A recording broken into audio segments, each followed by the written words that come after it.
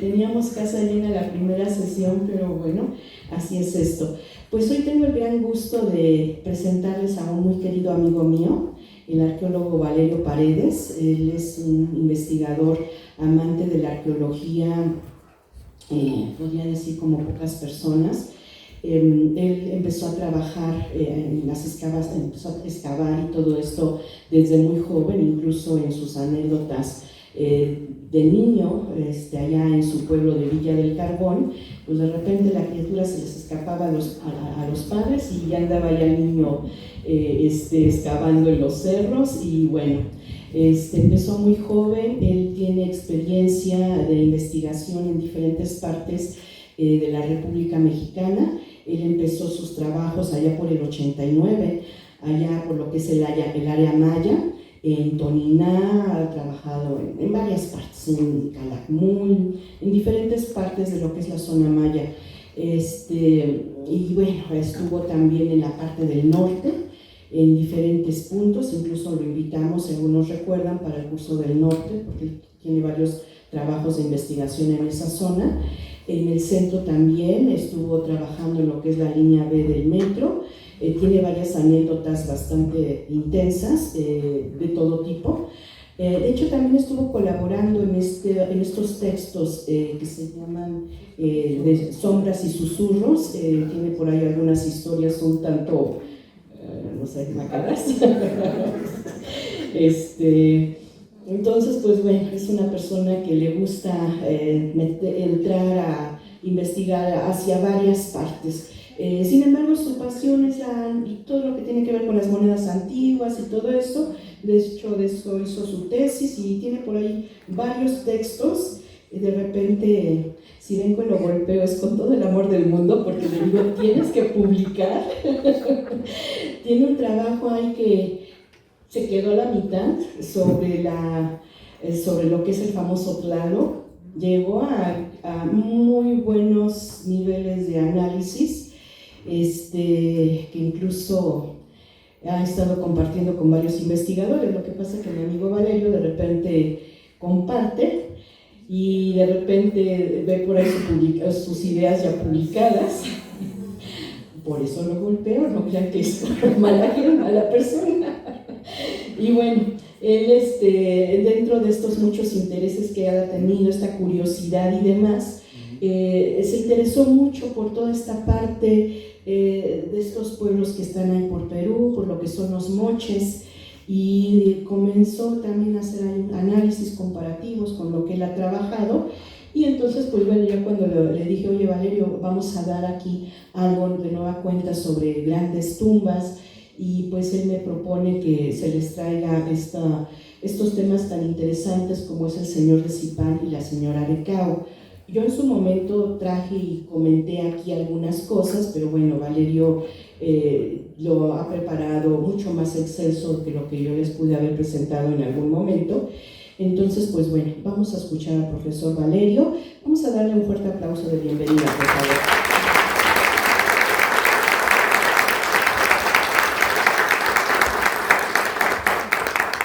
Muchas gracias, muy buenos días. Qué bueno contar con su asistencia el día de hoy. Vamos a tratar un tema creo que muy interesante y un poco a veces alejado de nuestra realidad, y lo vamos a abordar de algunas maneras. Uno es a través de la cultura moche, entender estos entierros en su cultura, que es lo importante. Vamos a estar hablando en diferentes momentos de diferentes cosas de la cultura moche, que es lo que nos gustaría entender el día de hoy, y en este contexto los entierros, qué importancia tienen, y un poquito comparar a la cultura moche por temporalidad con Teotihuacán y algunas semejanzas que tiene, también para que se nos quede un poquito más como algo, algo que nos ayude a hacer un mapa mental y relacionarlo con algo más conocido. Entonces sería con Teotihuacán, y también hablar un poquito de las grandes similitudes que hay entre la cultura andina y las relaciones que hubo, que aunque no soy experto en eso, ni pretendo serlo, pero sí es muy evidente que nos grita la arqueología y los objetos arqueológicos por la similitud y tantas cosas tan tan semejantes que hay entre los objetos de allá y los que hay acá, y que a veces como mexicanos siempre volteamos a ver más al norte y a las culturas de Europa y otros lugares, y todo lo que es Centroamérica, Sudamérica lo dejamos muy, inclusive ellos nos lo reclaman, somos el hermano mayor, porque somos el país hispano más grande que hay, pero a veces no nos volteamos a ver y no nos tomamos consideración cuando la cultura mexicana ha influido tanto en estos lugares, en todos los momentos. Si uno llega allá, pues la televisión está traducida al español de México, etcétera, etcétera, y muchas cosas, ¿no? El Chavo del Ocho, el Chapulín Colorado, inclusive en Trujillo hay una playa que se llama Acapulco y está la Chilindrina y el Chavo del Ocho, o sea, hay tantas cosas y que nosotros a veces despreciamos toda esta influencia y esta riqueza que tenemos como países. Realmente somos países hermanos y además Perú es un país de verdad admirable culturalmente hablando, que la verdad que como arqueólogo, que envidia tantas cosas que hay allá que ya quisiéramos ver aquí, y ahorita vamos a ver un poquito de eso, ¿no? Bueno, entonces vamos a empezar a hablar por el saqueo, algo que tenemos compartido en todo el mundo, en muchos periodos de la historia, que es la verdad una tristeza cómo hemos dilapidado nuestra cultura en todo el mundo a través de estas personas que son saqueadores. Digo, todos, incluido yo, empezamos de alguna manera a hacer arqueología de esta manera. Yo de niño pues iba a lugares y encontraba flechitas, cositas, y pues las extraía de su lugar pues para tenerlas y estudiarlas y eso, y así empieza el coleccionismo. Los papas hicieron grandes colecciones con cosas de Grecia, Egipto, Roma, etc. Entonces, este saqueo que ha sido una destrucción, una pérdida irreparable para la humanidad, y la tumba de Zipán es un ejemplo de eso, ¿no? De cómo se salvó por milagro del saqueo, pero fue iniciada por eso. Allá en Perú les dicen huacas a los montículos, o aquí decimos mogotes o de muchas maneras. A los que se dedican a saquear les dicen huaqueros, que es gente especializada, experta, que sabe exactamente en dónde están las tumbas y estos lugares. Y todo este producto, ¿no? Es una tristeza, como aquí explico un poquito, bueno, no explico yo, como este expolio que se ha dado desde mucho tiempo, es más, desde la conquista, desde que llegaron los españoles fue un saqueo, buscar tumbas con oro, etcétera, y diferentes personas en diferentes momentos, que si uno llega a la costa de Perú, en todos los lugares de Perú, pero especialmente en la costa, es un lugar árido, aparentemente muy pobre, donde uno diría, pues, aquí quién se puede establecer en este lugar con estas condiciones tan inhóspitas, tan miserables en algún sentido. Si hubiéramos llegado a los años 50, 40, un lugar que los suelos y toda la vegetación se ve tan escasa y todo tan pobre, ¿por qué hay tanta riqueza en ese lugar? Y eso vamos a tratar de explicar con estas pláticas. Pero la gente por necesidad se dedica al saqueo arqueológico. Hay lugares que parecen paisajes lunares, hay lugares donde había cementerios y están llenos de hoyos, pero cientos, y no es literal, cientos de hoyos de saqueos durante toda la historia, y estas piezas le han dado la vuelta al mundo en muchos lugares, y es muy triste todo esto. Esto también pasa en México, por supuesto, y uno cuando es arqueólogo de campo, hay lugares donde llegas a caballo, después de días andar y llegas y ya están saqueados. Lo mismo pasa en Perú y en muchos lugares, en Egipto, etcétera. Digo, no es un problema común de la humanidad, lo cual es muy triste, ¿no? Que tengamos esa herencia tan importante y que se esté dilapidando todo el tiempo. En este momento están saqueando en muchísimas partes del mundo. A mí me tocó hacer una inspección, por ejemplo, en el cerro de Catepec, de Jecatepetl. Ese día estaban saqueando y la verdad ni dijimos que éramos del Instituto de Antropología, porque hasta nuestra vida corre peligro en muchos de estos lugares, ¿no? Porque son verdaderas mafias.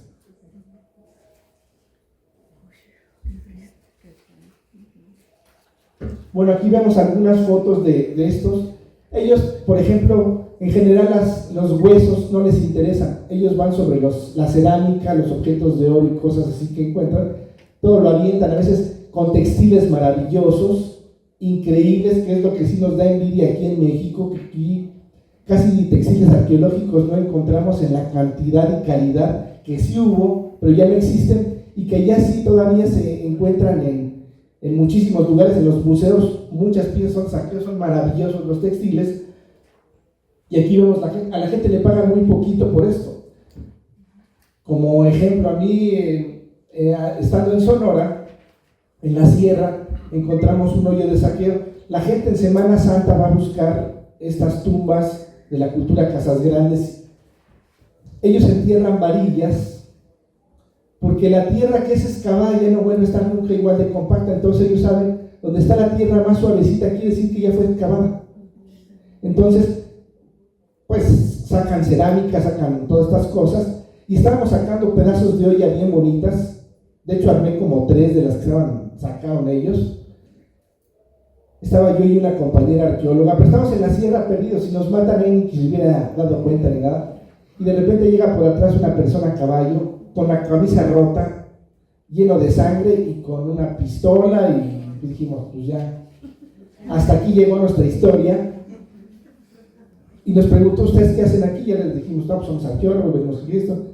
Y después hasta nos invitó a su casa, estuvimos platicando, nos enseñaron las armas y todo eso, porque pues obviamente uno no tiene que entrar, nosotros estamos en el territorio, y no decir, ay, no, yo no hago estas cosas, no. Hay que entrarle de muchas maneras,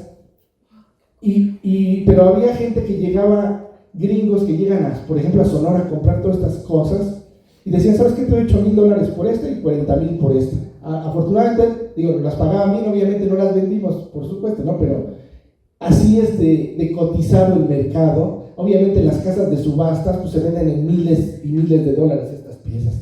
Pero aquí vemos unos ejemplos que pueden ser de cualquier parte del mundo, pero en esta ocasión son de Perú. Aquí vemos algunos hoyos de tumbas y como, pues les digo, los huesos y cerámica rota y algunas cosas las dejan, no les toman importancia porque van sobre las piezas de cerámica que son muy bonitas.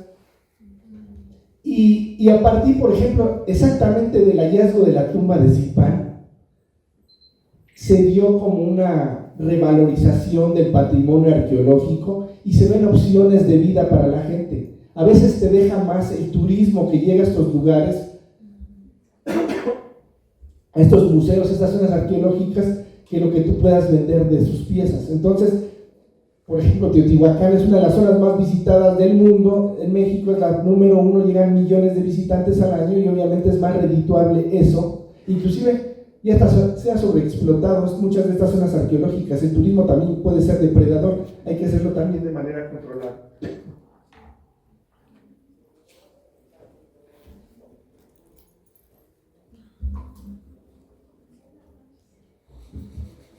Bueno, empecemos entonces con la historia de los saqueadores o huaqueros. Resulta que en un pueblo que está cerca de la Huaca Rajada, dieron con una tumba real y sacaron como 4 o 5 costales llenos de oro. Imagínense qué cantidad de cosas saquearon. Se empezaron a pelear entre ellos, entre los saqueadores, y la ambición les ganó a todos, inclusive hubo hasta muertos. Entonces la policía local guardó algunas de estas piezas y le hablaron a un arqueólogo que se llamaba Walter Alba. Pues ahí fue una denuncia más. Hay que ir a ver qué era lo que habían encontrado estas personas. Gracias, perdón, me tengo un poquito de tos.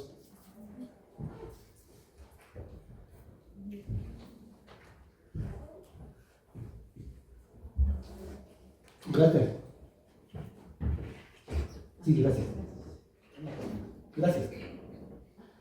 Entonces, cuando llegó Walter, también un arqueólogo que no tiene suerte en este tipo de cosas, a veces te caen las cosas del cielo, como a él, llegó con la oficina de policía y le enseñaron unas piezas tan maravillosas que no podía ni hablar del asombro de ver estas cosas de oro, pues de una tumba real. Y que gracias a uno de los saqueadores que sintió que peligraba su vida, fue a hacer la denuncia y entregar ciertas cosas a la policía. Entonces él llegó y como que paró el asunto y les dijo que era de una importancia extraordinaria porque nunca se habían encontrado cosas de ese tipo en ese lugar. Y es en estas cosas, ¿no? Uno ve, pues, a lo mejor si no es experto y no supiera, pues, dice, pues es una montaña de tierrita ahí que, perdón, que puede tener. Es uno de los, perdón.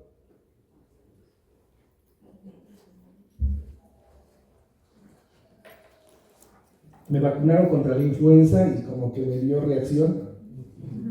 Por eso me dio un poquito de tos. Pero bueno, estas zonas son muy complicadas porque son pirámides hechas de adobe, arquitectura de tierra, que por el sistema con el que están hechos son como pilares de adobe. Esto hace que trabajen en un sismo y no se derrumbe la pirámide por completo. O sea, tienen cajas de...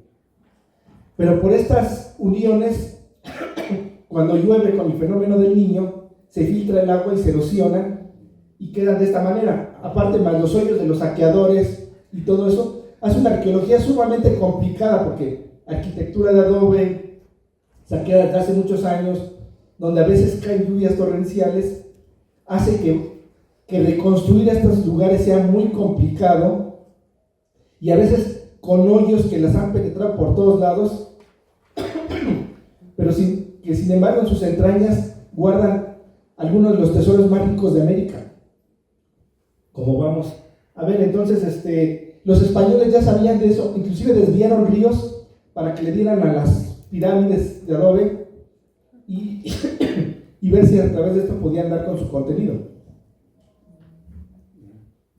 Entonces estas huacas que son hechas con millones de adobes, la Huaca del Sol, por ejemplo, se calcula que tiene 140 millones de adobes.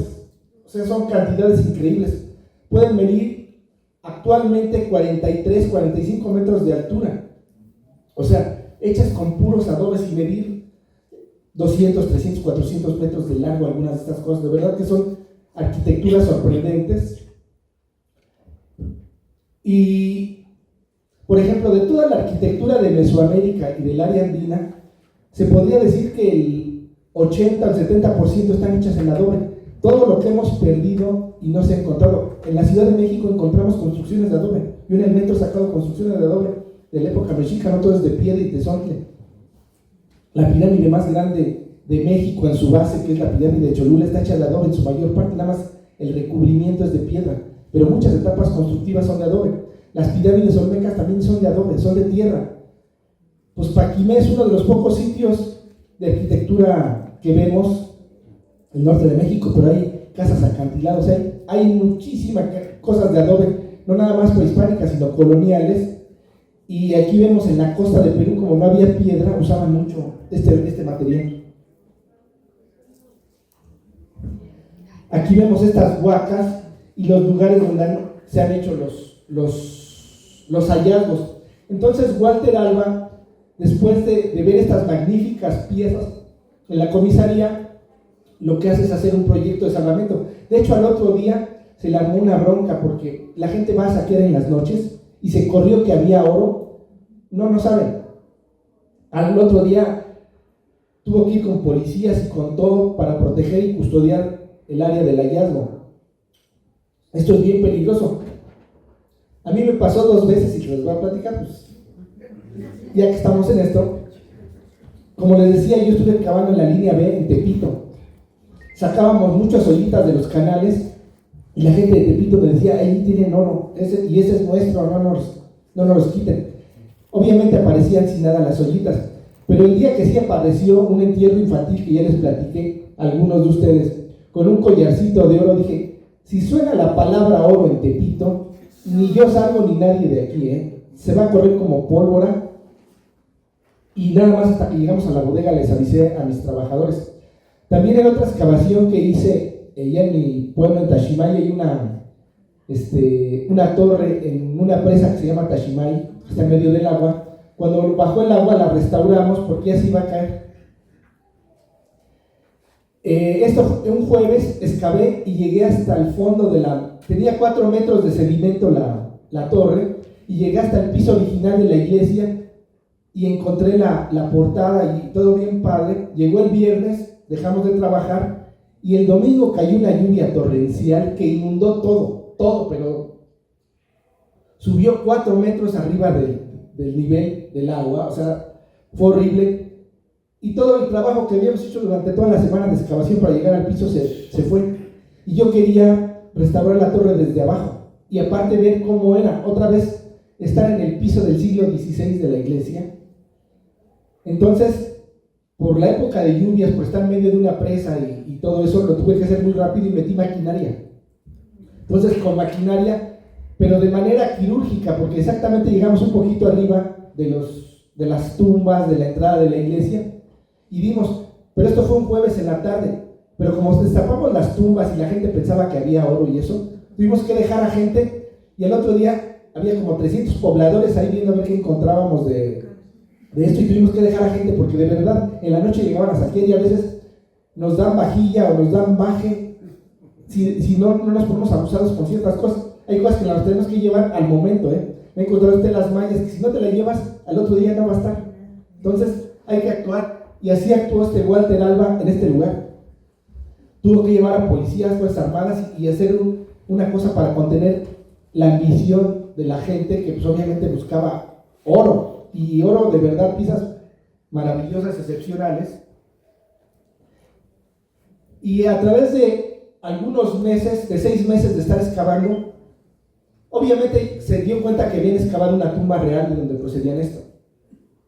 Él pensó que había la posibilidad de encontrar otra, excavó al interior de una de estas huacas, y afortunadamente, mira, aquí hay una reconstrucción, como eran plataformas para acceder, no eran tan escalinatas, la mayoría eran plataformas, y esto que vemos como simples montículos de tierra, como eran verdaderos complejos, súper bonitos. Aquí vemos un poquito el éxito de los Moche. ¿Por qué tenían tanta riqueza los Moche en un lugar tan pobre? Son valles que descienden los ríos de los Andes, en los deshielos, bajan a la costa y forman valles muy fértiles, pero que el agua dura muy poquito. Ellos supieron canalizar estos valles y hacer técnicas agrícolas súper complicadas que se usan hasta el día de hoy. Algunos canales miden más de 100 kilómetros de largos, esta red de canales, y podían sembrar en todos estos lugares. Entonces, eso les daba inclusive una riqueza mayor, porque podían tener 2 o 3 cosechas de maíz al año, dependiendo de la canalización que hicieran. Y aparte, la costa es sumamente rica. Sube la corriente de Humboldt, y esta corriente que es helada, yo diría, si fuera un microorganismo, pues yo quisiera vivir en agua calientita, ¿no? No, pues esta corriente helada sube con sedimentos muy valiosos para microorganismos que se los comen, como el krill y eso, y que obviamente eso trae animales mucho más grandes, ballenas, focas y miles de cosas de peces, y obviamente aves que comen de eso. Entonces es una zona riquísima, es la zona más productiva, hablando de pesquería, del planeta. De verdad, la riqueza que no se ve en tierra porque es desiertos, en el agua sí la tienes. Puedes vivir literalmente de lo que te da el agua, con miles de especies de peces, de esta riqueza que te da el agua fría de la corriente de Humboldt, que sube desde Chile, Perú y en una parte de la costa de Ecuador. Entonces, eso es lo que le daba la riqueza a los Moches, su riqueza agrícola y su riqueza pesquera, que le digo hasta el día de hoy. A pesar de que Perú tiene el 0.01 de las costas del planeta, produce el 15% de la pescadería del mundo, nada más para que veamos qué tan productivo es. Y yo les preguntaría, ¿creen que en México existe algo parecido? ¿Quién dice que sí? ¿En dónde? Exactamente. En Baja California tenemos el Golfo de California. En California tenemos otras corrientes iguales de productivas. Ya Gusto decía que era el acuario del mundo. Esto. Y les voy a platicar otro anécdota, ya estamos en esto, ¿no? Resulta que se acaba de hacer un hallazgo en el estero del Soldado, en la bahía de San Carlos. No sé si alguno de ustedes conoce San Carlos. Es un lugar muy bonito que les recomiendo ir. Bueno, en esta zona de esteros, de manglares, había también mucha riqueza en estos manglares de especies de animales, y en la costa igual. Teníamos exactamente la misma riqueza que en estos lugares de Perú. De hecho, el río Yaqui también tiene ese tipo de tierras tan fértiles que han hecho que existan tantos problemas hasta la actualidad por sus tierras, pues son muy ricas. El Valle del Fuerte y Yaqui, que son los graneros de México, están allá en el norte, y son por estos ríos que vienen de la sierra. Hay un paralelismo de ahí, de cierta manera. Bueno, en el estero del Soldado encontraron restos humanos que pueden venir hasta de la época moche, entre comillas, que va del 100 antes de Cristo al 700. En este lugar podemos encontrar entierros de hace 500, 1500 años, pero son muy raros porque están cubiertos por dunas de arena, nada más para que vean el paisaje que tienen. Están cubiertos por dunas de arenas, y a veces los vientos descubren estos entierros. Son tan raros que nada más han encontrado hasta el momento 8, pero son los abuelitos de los Ellis, por así decirlo, de gente muy antigua. De hecho, son gente muy alta. A veces pensamos que los indígenas eran todos muy chaparritos, y sí, si vemos gente de algunas partes de Oaxaca, Chiapas, Veracruz, pues el 1.50 a veces es alto. Acá la mujer que encontraron medía 1.75, pero hemos encontrado restos de 1.80, 1.80 y tanto, hasta de 1.90 en Sonora. Entonces, de verdad que sí cambia la gente. Pero estos restos son raros, pero son paisajes muy parecidos, y aprovechaban estos. De hecho, hay montículos enormes de concheros de tanta riqueza marina que estaban. Entonces, y en estos concheros se pudieron formar a través de 10.000 años de estar acumulando ostiones y almejas y todo, cangrejos y todo lo que comían. Entonces podemos encontrar ocupaciones humanas muy largas. Resulta que en 2008 yo andaba por allá, y un regidor, unos niños estaban jugando en la playa de los algodones y vieron restos humanos, cráneos. Se espantaron, pues pensaron que eran del crimen organizado, eso, y me mandaron a mí a hacer el peritaje. De hecho, el Ministerio Público se llevó los restos óseos, y yo tenía que hacer un peritaje forense para ver si eran prehispánicos o recientes. ¿Cómo creen que podamos saber eso? Pero si no tenemos esos medios, la dentadura,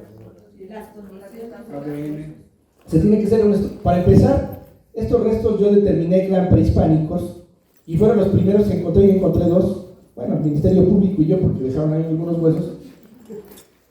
Para empezar, no tenía ningún material moderno asociado. O sea, si nos vemos a nosotros, vamos a encontrar cadenitas, anillos, amalgamas, cosas que nos van a delatar que aunque ya no tengamos ningún tejido, somos modernos por tratamientos dentales y etcétera.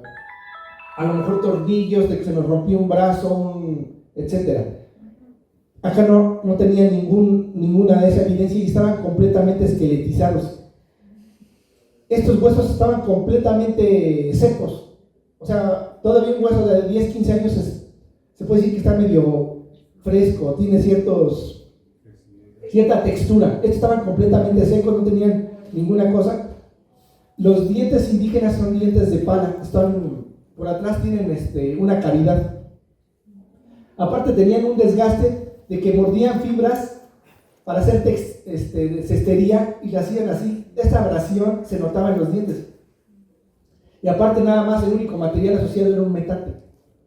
Entonces, pues a través de esas cosas. Pero ¿cómo determinar en este tipo de cosas si es prehispánico o forense? Pues hay que hacer las pruebas. Aparte, tenían una microabrasión a través del tiempo de la arena que golpeaba, y huellas de raíces de que estuvieron enterrados mucho tiempo. Bueno, pero eso ya me estoy yendo mucho, pero digo, sí hay lugares muy similares en México de riqueza, como en esta zona de Perú.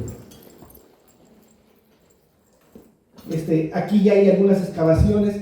También, como en México, tenían etapas constructivas de las pirámides. Las últimas son las más deterioradas porque los saqueadores y eso son los que más se llevan, pero en las etapas más tempranas podemos encontrar inclusive los acabados que tenían y cómo estaban conformados, que son maravillosos y nos dan mucha información de esta cultura. Bueno, aquí vemos una de las características del señor de Zipán, que también no son tan exactas. Aquí dice que tenía 30 años, otros dicen que tenía 45, o sea, el rango puede variar. Y una similitud, la primera similitud que encontramos entre los moches y Teotihuacán, es que tenemos todavía más dudas de ellos de las certezas que tenemos. No sabemos cómo se llamaba Teotihuacán, no sabemos cómo se llamaban los moches, o los mochicas que les dicen otros, ¿no? No sabemos cómo colapsaron exactamente, no sabemos cómo surgieron, no sabemos exactamente el nombre de sus deidades, les damos nosotros algunas parecidas de épocas posteriores, pero su nombre exacto, qué lengua exactamente hablaban, cómo se conformaban, y muchas cosas por ejemplo, de periodos de tiempo son relativos, no son tan exactos como quisiéramos. Por ejemplo, si ustedes ven alguna bibliografía, van a decir que los moches son del 200 antes de Cristo, otros van a decir que el 100, otros que el del 100 después de Cristo. Entonces hay muchas cosas que están moviendo y que no tenemos la certeza de esta cultura, que era muy poca conocida hasta que encontró el señor de Zipán y ya nos empezó a dar ciertas certezas de esto. Las tumbas reales nos dan tanta información de tantas cosas y nos encapsulan momentos tan importantes que de otra manera no se podría saber. Entonces por eso son importantes la tumba de Tutankamón, la tumba de Palenque, la tumba 7 de Monte Albán, la tumba de Zipán, la señora de Cao, etc. Gracias. Entonces, ya se me quitó un poquito la tos, afortunadamente. Entonces, encontrar por primera vez un gobernante con este ajuar que muchos piensan que es el más rico de América, a pesar de que había otro que ya habían saqueado y que quién sabe, pero por las cosas que tenía eran maravillosos, y en ese mismo lugar, en la Huaca Rajada, han encontrado otros entierros. De hecho, se formó un museo que vamos a ver ahorita con varios dignatarios de esta zona. El señor de Zipán se encontró acompañado de otras personas, de un jefe militar, de 3 jóvenes, hasta de un niño, que decían, de un perro, de unas llamas, que según ellos lo podían guiar en el más allá, igual que aquí. O sea, nosotros nos acompañábamos de un perro porque era el que nos iba a llevar a los niveles del inframundo y a diferentes lugares, el Tlalocan, el Mictlán, etcétera, ¿no? Allá igual. Y llevábamos comida, llevábamos cosas para el más allá, exactamente en ese sentido. Muchas similitudes. Otra similitud, ¿no? Todas las tumbas reales en Mesoamérica tienen cinabrio. Todas las tumbas reales que se han encontrado allá en Sudamérica tienen cinabrio también. O sea, este polvo rojo era muy valorado y asociado con la nobleza. Bueno, aquí vemos una recreación de cómo era su tumba. Walter Alba empezó a excavar al centro y encontró los troncos de algarrobo, que es una madera muy parecida a los mezquites y a los encinos. De hecho, también tiene unas vainitas que se comen y que es muy duradera. Cuando encontró esto, vio que la tumba no estaba saqueada. Y debajo de esto se encontró los sarcófagos de esta gente y su ajuar maravilloso. Aquí está una reconstrucción de cómo era su vestimenta, sus adornos, orejeras, su cetro. Otra reconstrucción, los muros de adobe. Aquí dice que un sacerdote que lo estaba acompañando, su jefe militar, sus esposas. Aquí estaba el niño. Aquí estaba otra. O sea, había 8 personas en total. Ahí estaba el perro, ¿no? ¿Cómo? Ahí estaba un perro. Ahí está el perro. Bueno, aquí no lo veo borroso, pero abajo de esto estaban las llamas. Había 2 llamas. El perro. Estas cerámicas que tenían comida, que estaban hechas en forma de guerrero, también como un poco la tumba chinas o de otros lugares que guerreros acompañan, aunque sean en vasijas.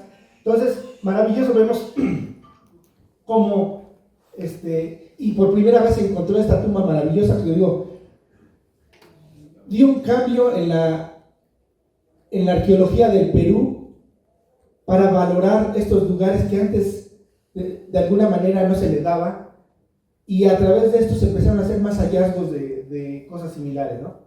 Aquí está el lugar en cómo se ve la huaca, cómo están trabajando, estos cientos de adobes que hay que penetrar para llegar a otros niveles que luego sellaban con todo ese ceremonial que hacían,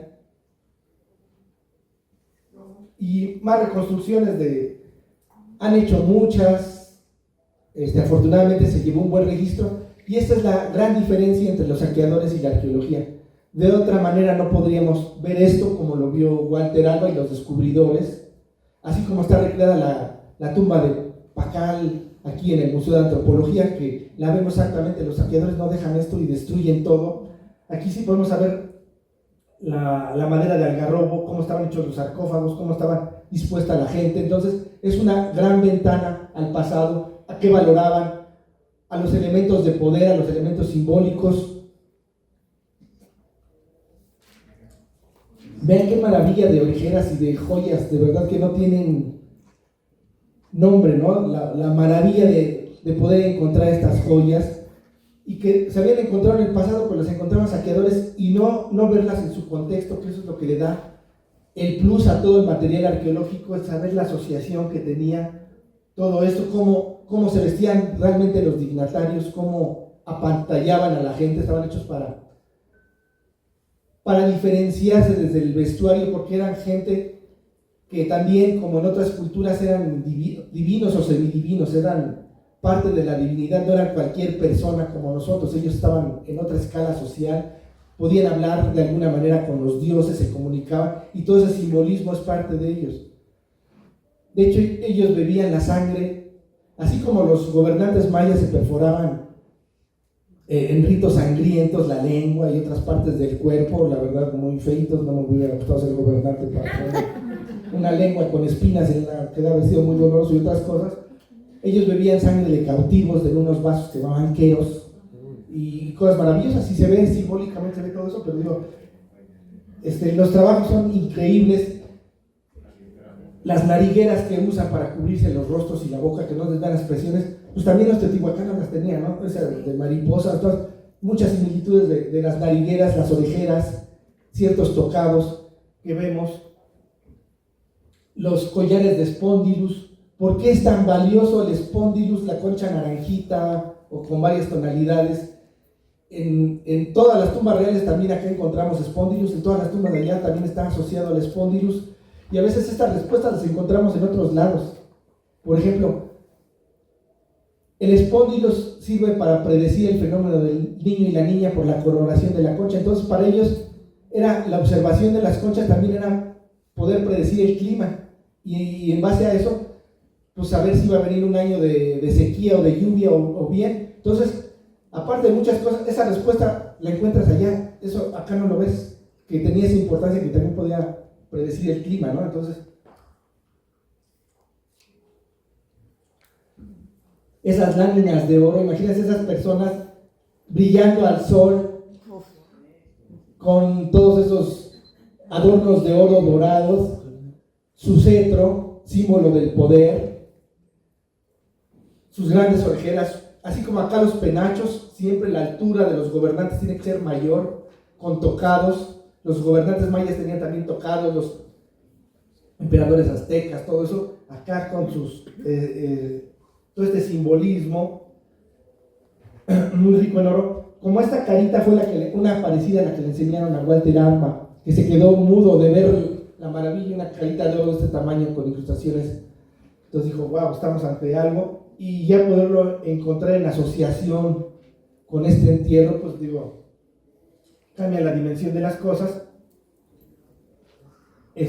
Cómo lucía su casco, el simbolismo, de verdad increíble. Su collar de cacahuates, que es lo que vamos a ver ahorita. Si cacahuate es náhuatl, cacahuatl de cacao de la tierra, ¿por qué diablos hay allá cacahuates? ¿No?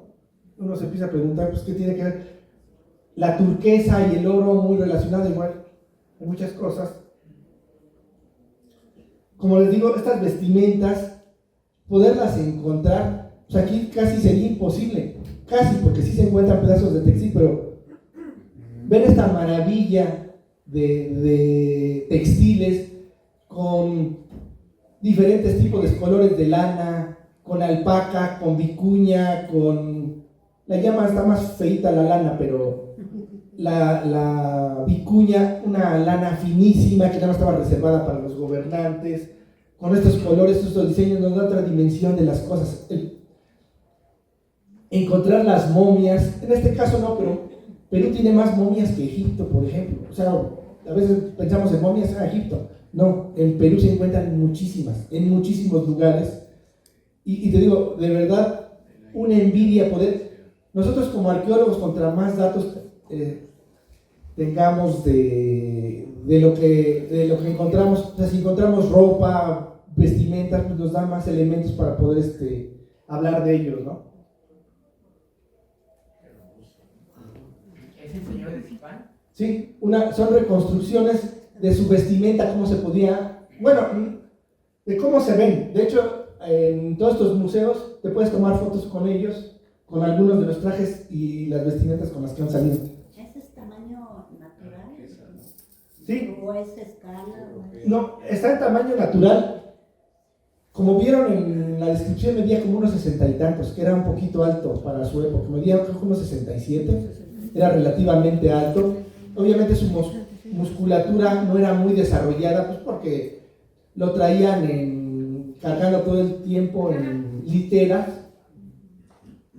Algo que es muy extraño, bueno, no extraño, algo muy característico allá es que todos los gobernantes los traían en literas. Hay muchas representaciones en cerámica, se encuentran inclusive hasta las literas con las que las traían. ¿Y en qué lugar de México creen que encuentren eso?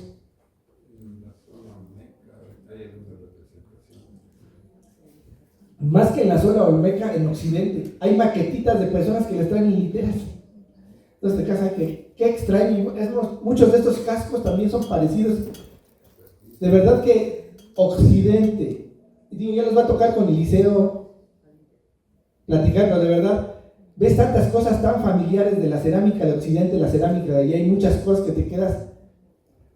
O sea, el contacto evidentemente lo hubo, y desde épocas muy tempranas hubo un intercambio muy fuerte, o sea, eso no se puede negar. El que tengan maíz allá no llegó de gratis, ese es de acá. Pero llegó con tanto tiempo que tienen variedades que desarrollaron allá, inclusive unos maizotes enormes. Entonces, sí hay un contacto de muchas maneras que hay que estudiarlo. De verdad que una muy buena tesis doctoral saldría de eso, de ver todos los contactos que hubo, cómo se dieron, de qué manera, cuáles fueron los intercambios. De hecho, van a hablar del cacao. El cacao también es amazónico. Entonces, si es de allá, como llegó acá, ¿no? De hecho, hay más evidencias antiguas allá de cacao que acá. Pero allá se comían la pulpa. Acá la diferencia es que nosotros aprovechamos el grano. Allá nada más era la pulpa, que es muy rica, es muy dulce. ¿Será su cuerpo funerario o así vestiría comúnmente? Así salía para ceremonias, para vestir elegante. De hecho, hasta hay reconstrucciones de que le aventaban polvo de cinabrio para donde fuera pasando, para que no pisara el suelo normal de la gente. Venían esteras, obviamente su alimentación, todo era muy diferente, de lo mejorcito. Entonces se nota hasta en los huesos que esta persona estaba muy apapachada por toda esa gente y no era así, no tenía lesiones de trabajo, de armas, de guerra. Sus armas eran simbólicas también, más que efectivas.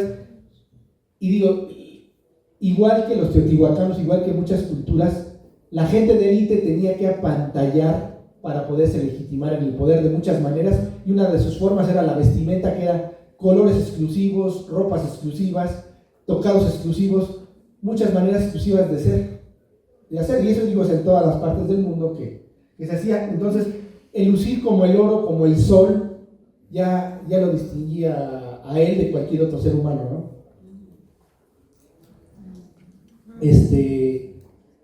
En su rito mortuorio le ponían ojos de oro, boca de oro para sellar eso. Tenían, obviamente, el proceso no era échalo ahí, échale sus cositas, y ya era toda una ceremonia. De hecho, la gente que murió, aparentemente hasta ellos mismos se ofrecieron para estar en la tumba con su rey, para llegar al otro reino.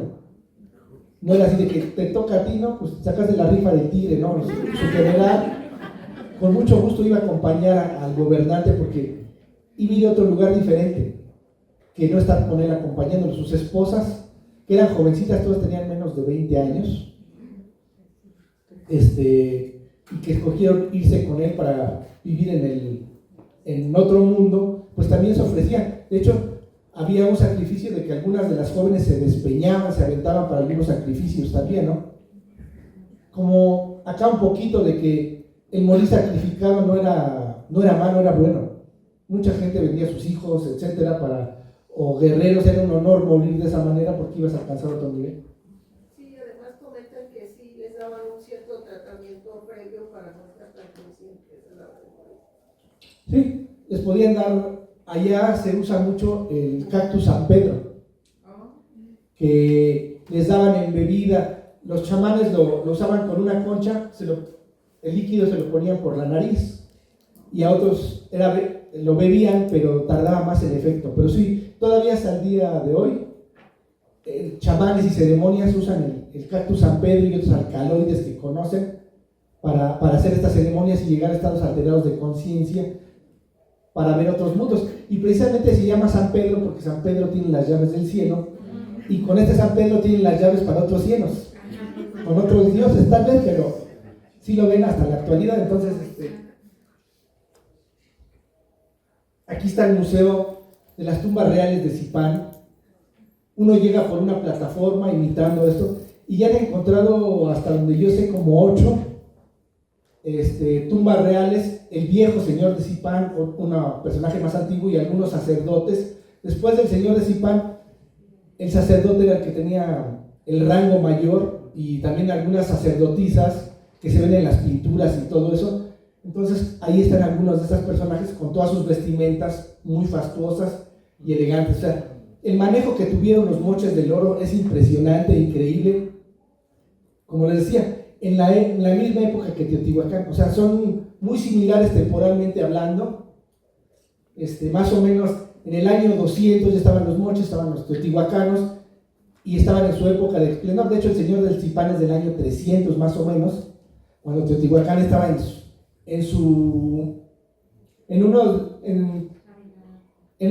uno de sus mejores momentos. Más o menos del 300 al 536 llegó su época de máximo esplendor, y ahorita vamos a hablar por qué. Pero entonces es muy bonito este museo.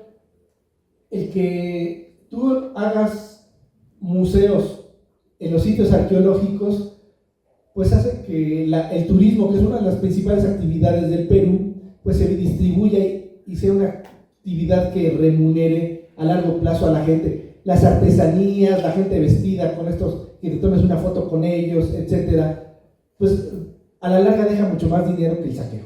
Entonces, la cultura tarda, pero siempre es más redituable, ¿no? Este museo de antropología en su momento costó 120,000 pesos, y este año vamos a recibir más de 4 millones de visitantes, siendo que muchos años tuvimos 2,5 millones, ahora vamos a recibir 4 millones. Entonces, nos dieron el premio Princesa de Asturias y todo eso.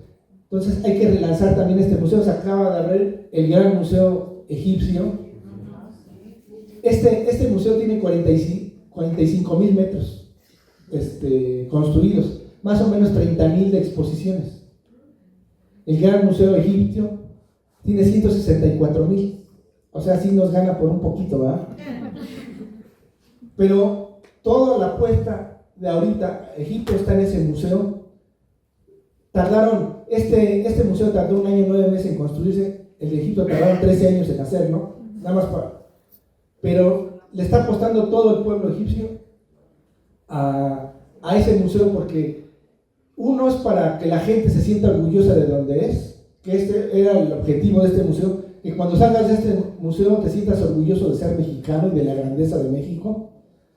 Espero que lo visiten frecuentemente, aparte del auditorio. Y yo creo que sí. Y también hay que relanzarlo, pero ya no estoy yendo. Una de las características importantes de los moches es su cerámica, que es extraordinariamente bella. Ahorita vamos a ver los guacos retratos y también escenas que hay en algunos murales de pirámides y también en la cerámica, de donde son verdaderos documentos donde podemos reconstruir escenas. Por ejemplo, aquí vemos al gobernante y le están entregando exactamente una copa, un quero con sangre de un sacrificado, un ritual súper importante. Aquí está el sacerdote, también súper ricamente vestido, y aquí todos otros guerreros. Este es un arma, este es un guerrero, por ejemplo, trae su escudo y su máscara en forma de hongo, que era muy típica. Aquí va en su litera alguien y aquí están decapitándole la cabeza. El rito de decapitar es súper común, las cabezas tienen mucha obsesión con eso, de cortar cabezas, cuchillos, los tumis con los que cortaban, y aquí le están cortando en la cabeza. De hecho, la manera de tratar a los cautivos es exactamente igual que aquí, Los desnudaban, los despojaban de todas los mayas hacían exactamente lo mismo, los ataban, algunos los traen del cuello, otros de las manos, de los brazos, y los llevan, los subían a estos grandes templos para sacrificarlos, sacarle sangre y que la bebiera el gobernante. Y aquí se ven estas pinturas, una especie de serpiente con rasgos felinos, parecida a algunas cosas acá, ¿no? Ya ni les digo de dónde, pero... Sí.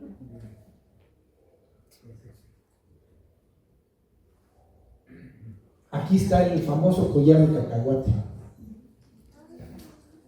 que traía al gobernante como uno de los símbolos del poder más importantes.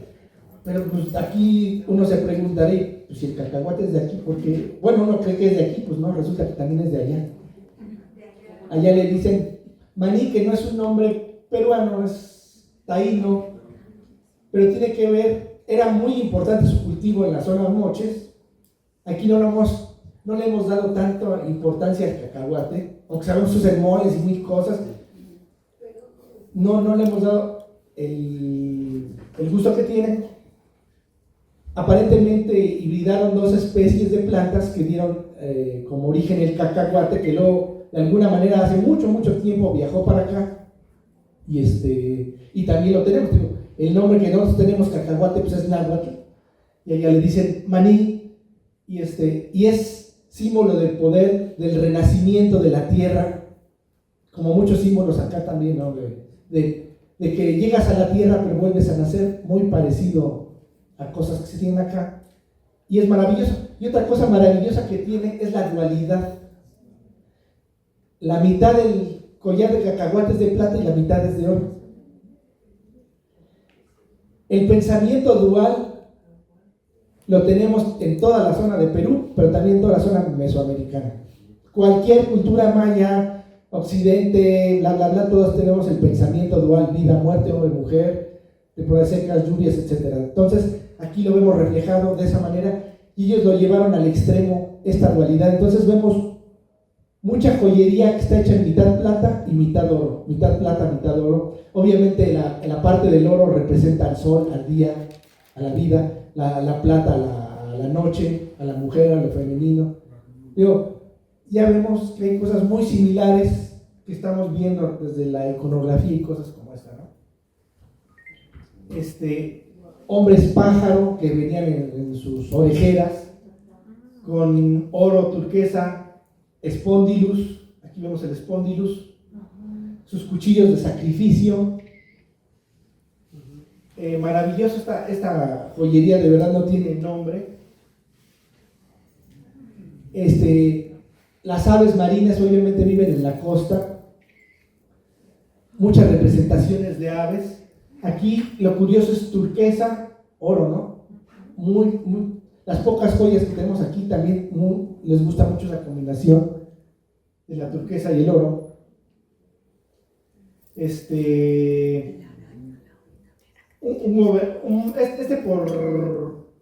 trae su arma, entonces es militar. Simbólicamente, los gobernantes allá y acá tienen funciones religiosas, militares, civiles, o sea, cumplen varias funciones rituales, etc. Entonces, en este papel, también aquí un poco de su función militar.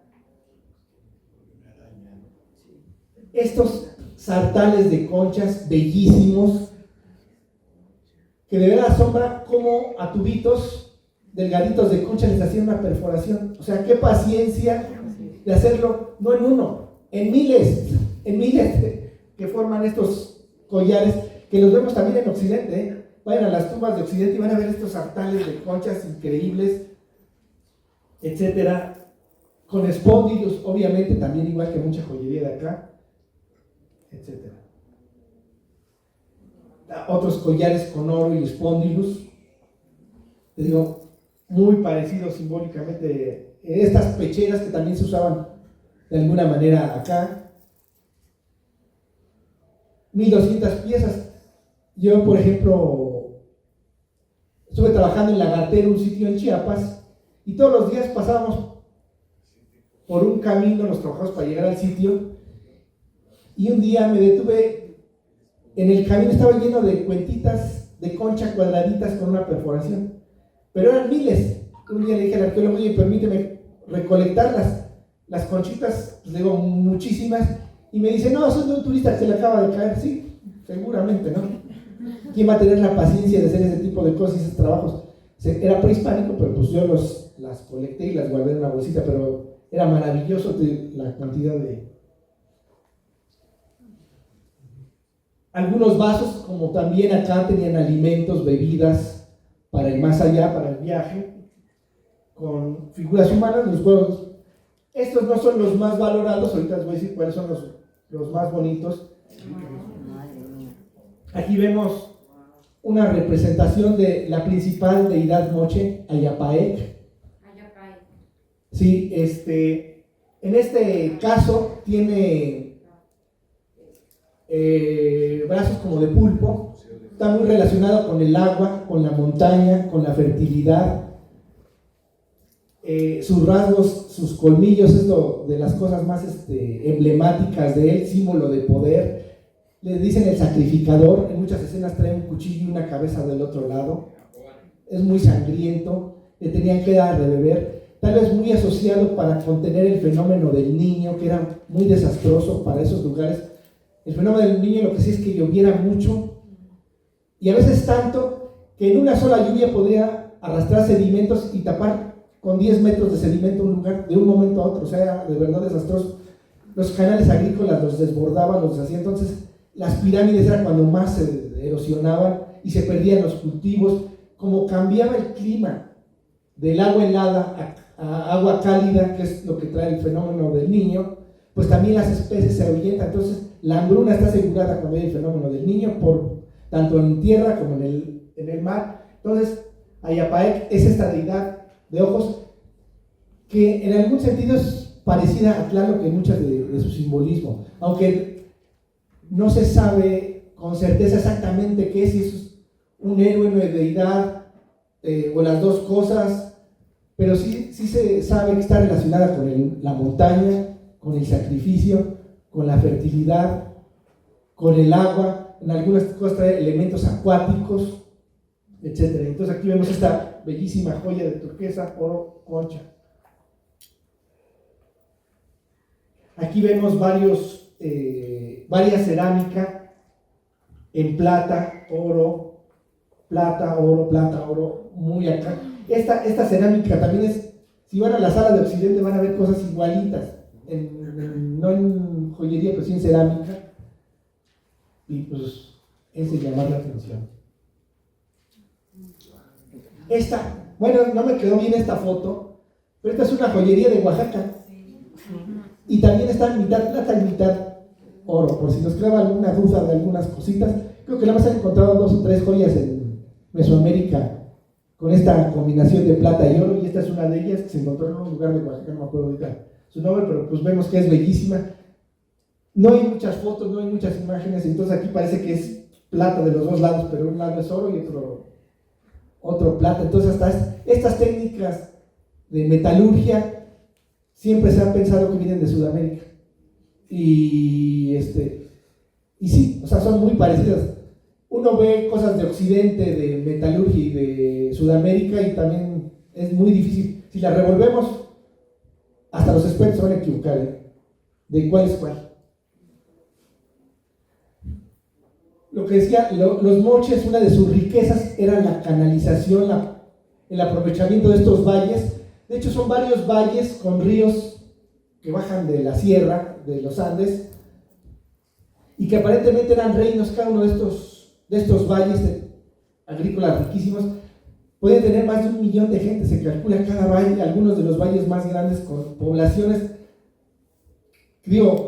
inclusive se cree que tenía más población en la antigüedad, de la época moche, que en la actualidad, de tan importante y tan eficientes que eran en sus sistemas agrícolas, donde conocían el uso del guano. Como les platicaba,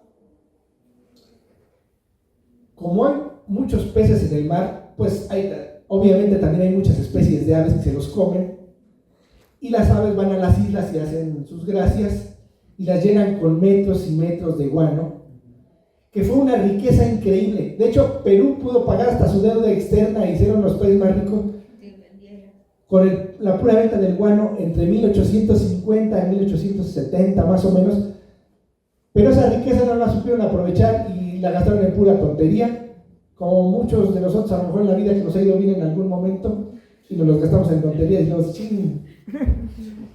Pero bueno, así les pasó. Pero ellos conocían esto, entonces iban en sus barcas de totora a las islas, a veces lejanas, a buscar el guano para fertilizar los campos de cultivo. O sea, tenían todo ese conocimiento súper especializado desde épocas muy antiguas. Hay varias islas donde se han encontrado cerámica y cosas moches a 20 metros de profundidad, o sea que le entraban bien y bonito a estas cosas. Entonces era parte. Y también, si vemos los cultivos, si llegamos a ver un cultivo moche y uno acá, veríamos casi las mismas cosas, ¿eh? Maíz, cacahuate, calabaza, variedades de frijoles y tantas cosas que, tal vez 2 o 3 cosas no checarían, pero todo lo demás es idéntico, ¿no? Y ese intercambio desde lo agrícola, no llegó por estafeta o por algo. Hubo un intercambio directo de esas culturas y los cultivos es una prueba de ello. El cacao, el cacahuate, el aguacate, el maíz, etcétera, etcétera, que hay que replantearnos esos intercambios que hemos tenido con esta zona tan importante cultural. Las zonas más importantes culturalmente de América y del mundo, estas dos, tuvieron algún tipo de relación, y no es tan difícil entre un área y otra empezar a entender ciertas cosas, y a veces el entender cosas de allá te hace que te abras tu panorama y puedas entender mejor las cosas que hay acá. Por eso, no, como arqueólogo, a veces cometemos el error de ver la hoja. Ay, es que yo nada más la cerámica de no sé dónde. Hay que a veces tener un panorama, ver la rama, el árbol, el bosque, porque esos diferentes niveles de análisis te dan diferentes niveles de respuestas, y eso es lo que nunca hay que perder de vista. A veces ven otras áreas más mayores para tener las respuestas que queremos, porque a veces queremos que nuestra excavación saque exactamente las respuestas a todo, y pues no, tenemos un gran error. A veces les vamos a encontrar cientos de kilómetros o en otros lugares, inclusive en otros continentes, aunque usted no lo crea. Bueno, aquí vemos algunas de las cosas de campos de cultivo, también extraordinario y muy similares también en muchas cosas. O sea, la agricultura que se desarrolló en Mesoamérica también fue increíble, con las chinampas, los campos levantados, canales, etcétera. En estas zonas igual, las terrazas. Yo, por ejemplo, excavé un sitio con terrazas en Villa del Carmo que se llama Las Moras. Pues muchas de esas respuestas que yo buscaba las encontré en Machu Picchu cuando fui. Cosas muy parecidas, porque son sitios igual terraciados, usaron la misma tecnología en Machu Picchu que en muchos sitios de trincheras en Sonora, etcétera, etcétera. Y a veces encuentran las respuestas y complementas. Nada más la diferencia es que allá los terrenos son mucho más agrestes, que acá. Uno ve las montañas de allí, son súper empinadas, entonces supieron aprovechar todos esos rincones, pero acá también lo hicimos de muchas maneras, ¿no? Aquí vemos una ofrenda con maíz, que ya estaba ahí desde desde mucho tiempo atrás, porque inclusive lo domesticaron y tienen variedades exclusivas allá. Los entierros con textiles, cordelería, muchas cosas que, solo encontramos aquí en cuevas del norte de México o en cierto tipo de cuevas muy especiales en otros lugares. Y también, ¿qué hacemos? Uy, ya me están cargando. Bueno, aquí vemos todas las especies de maíz que hay en México. En Perú tienen otras, más estas. Inclusive hay bebida, ¿cómo se llama? Chicha, que es bien rica, y etcétera, que hacen con un maíz morado y ciertas variedades de maíz. Una especie tiene un maíz enorme, tiene más grande que el de pozole. O sea, tienen muchas variedades. Y inclusive hay peruanos extremos que dicen que ellos inventaron todo, desde el mariachi hasta el pozole, hasta todo. Sí, es una cultura maravillosa y han hecho muchísimas cosas, pero pues el maíz es de acá. Aunque usted no lo crea. ¿Todo eso es de México? Todas son las variedades de maíz de México. La riqueza biológica, 64 especies de maíz que tienen diferentes propiedades, diferentes usos, diferentes sabores, cosas, ¿no? Se cree que uno de los primeros maíces que se domesticó es el maíz palomero, también, ¿no? Y también que se usaban muchas cosas. Allá creo que no lo conocían, pero... El aguacate, allá le llaman palta, ¿no? Al aguacate, el aguacate se siente riquísimo. Aparentemente también es sudamericano, y los animales que lo comieron eran los mamuts. Cuando subieron los mamuts y se extinguieron, dejaron porque necesitan especies como esa para poderse dispersar. Las especies que tenemos actuales pues ya están manejadas tanto por el hombre que son como ciertas especies. Si no las manejamos nosotros, ciertas especies de animales, si no las criamos nosotros, pues ya se acaban, ¿no? Entonces, variedades de aguacate riquísimo en Perú, muchos platillos con aguacate, pero acá también. Me dicen, ¿por qué le dicen patas si es más bonito aguacate, no? Claro. Pero cosas riquísimas de la comida.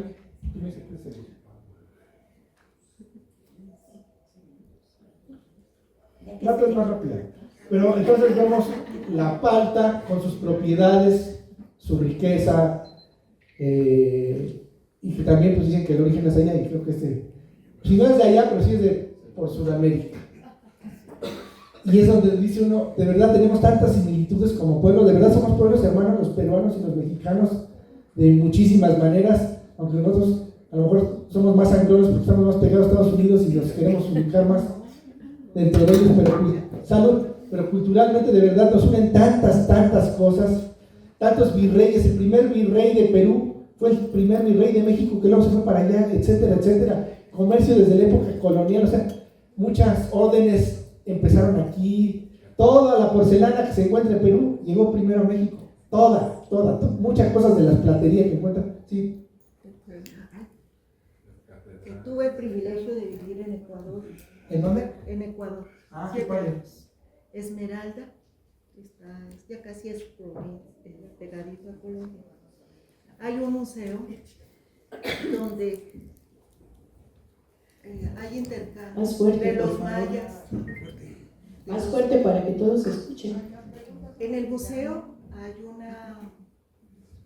una reseña en que los mayas, los aztecas, bueno, los mexicas, comerciaban, pasaban, antes de llegar a Perú, llegaban a Esmeraldas, Guayaquil y después Perú.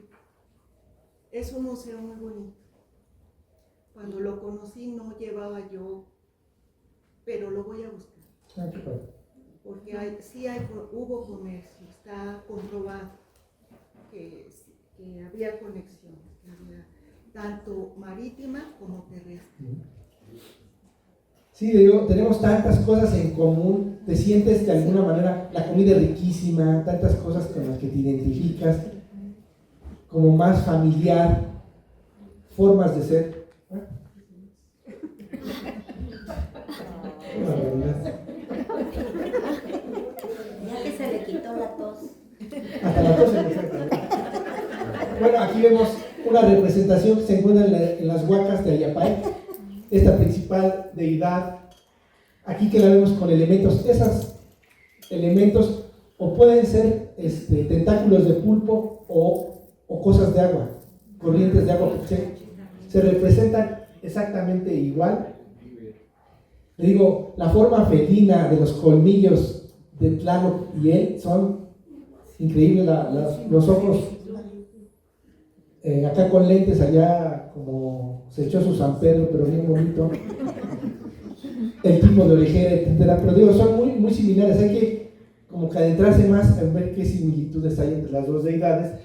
Y se encuentran paneles completos con repeticiones de esta deidad. Se encuentra, por ejemplo, un panel completo. El primer panel encuentras a los sacrificados que van desnudos, atados del cuello, y más adelante pues, los sacrifican, les quitan la sangre. Luego ves a unos ya más, en otro plan más amoroso, están agarrando en las manos, aparentemente están danzando, y luego esta deidad, y vas viendo los paneles muy bonitos, todos de tierra, que se conservan gracias a que son subestructuras que como acá, las sepultaban completas. Aquí hemos encontrado también templos en el área maya, en muchísimos lugares. El templo mayor, el templo del centro es el más completito, que fue de los primeros, si ustedes van al templo mayor, y luego vemos las ampliaciones, y obviamente la más fregada pues es la última, ¿no? Que hay muy poquitas cosas que dejaron los españoles. Ya no están cargando, yo creo que...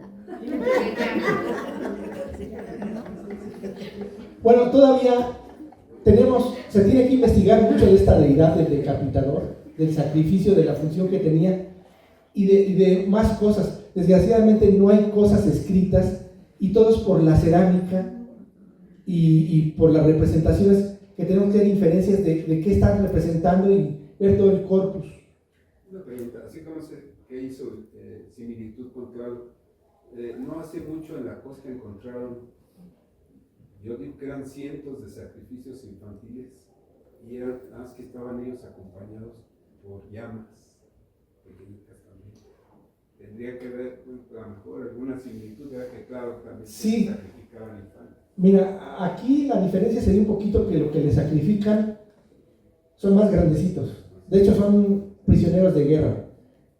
De hecho, también tenían unas guerras rituales, aparentemente en la cerámica se ve que tenían guerras rituales.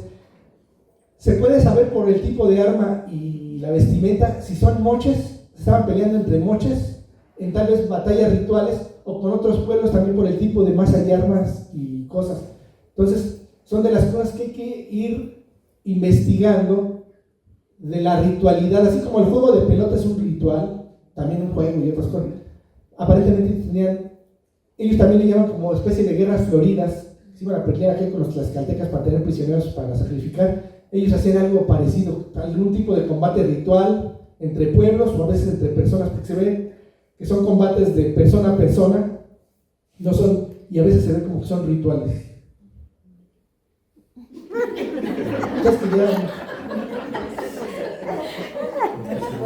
Es que tengo aquí su presentación y ve todas las que le faltan.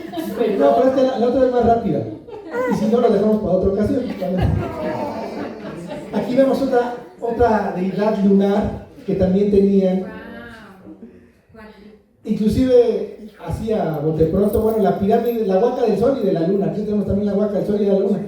Aunque en la realidad ni la huaca del sol y de la luna eran del sol y de la luna, ni la pirámide del sol y la luna acá eran.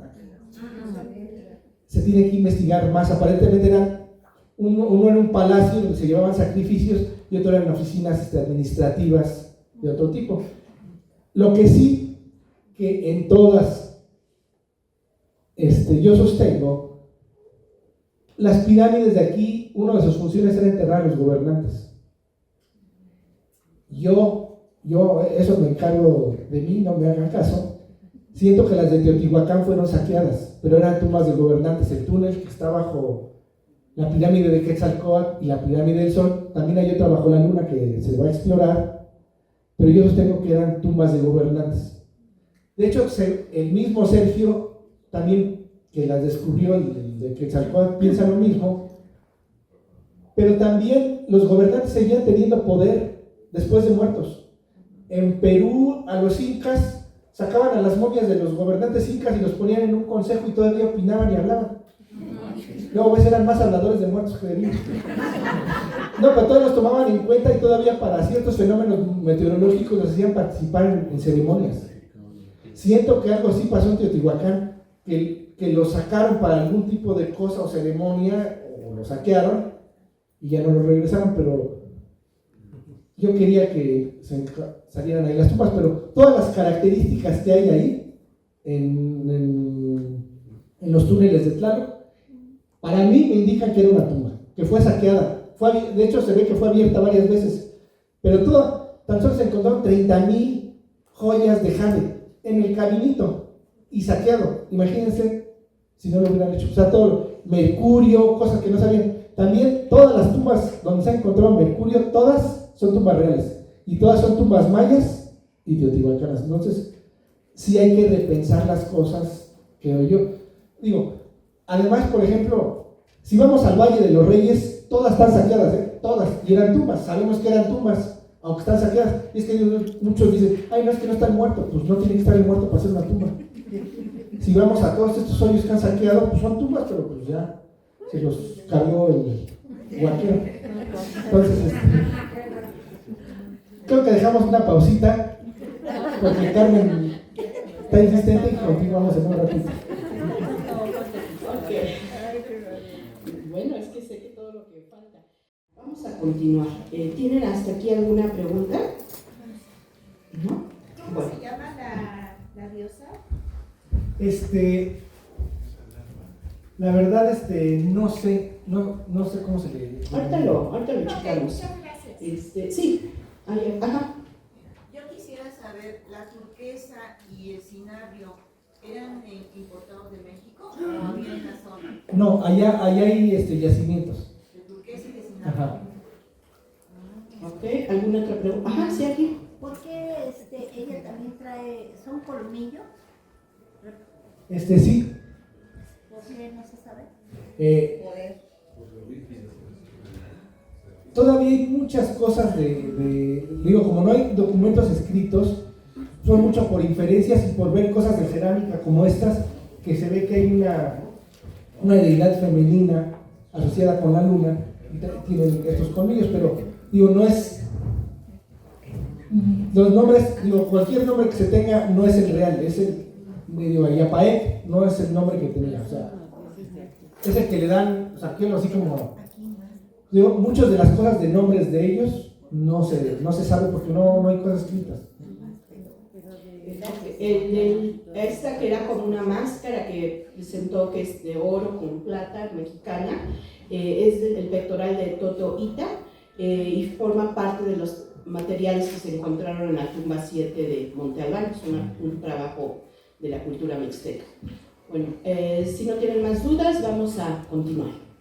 Ahorita me preguntaba que por qué no les cuento la historia que narro en el libro de Sombras y Susurros en Arqueología. Voy a quemar a Carmen ahorita. Yo lo que le decía es que organizara un curso sobre estas historias extrañas que pasan en arqueología, que yo siento que sería muy exitoso porque es ver la otra cara de la ciencia y de las cosas extrañas que pasan. Por ejemplo, relacionado con esto, hacen ceremonias para pedirle permiso a las huacas para que no les hagan daño. De hecho, los huaqueros te tienen que ir a hacer limpias constantemente porque como trabajan con muertos, tienen la maldición de la huaca. Les hacen ceremonias, ponen espadas, idolitos antiguos con San Pedro y quién sabe cuántas cosas hacen todavía hasta la actualidad. Entonces, sí pasan cosas extraordinarias. De hecho, muchos huaqueros se han muerto en las huacas porque les derrumban. Por favor, apaguen los celulares, pónganlos en silencio, en modo avión, o bajen totalmente el volumen. Es como una alarma. ¿Perdón? Es una alarma que está sonando. Es una alarma. chequen por ahí, a lo mejor no se han dado cuenta, tienen alguna celular encendido. Ok. ¿Ya quedó? Ok. Revisen. ¿Sabe qué? Que a lo mejor fue de alguien que fue al baño Y dejo ahí la bolsa con el celular. Caramba.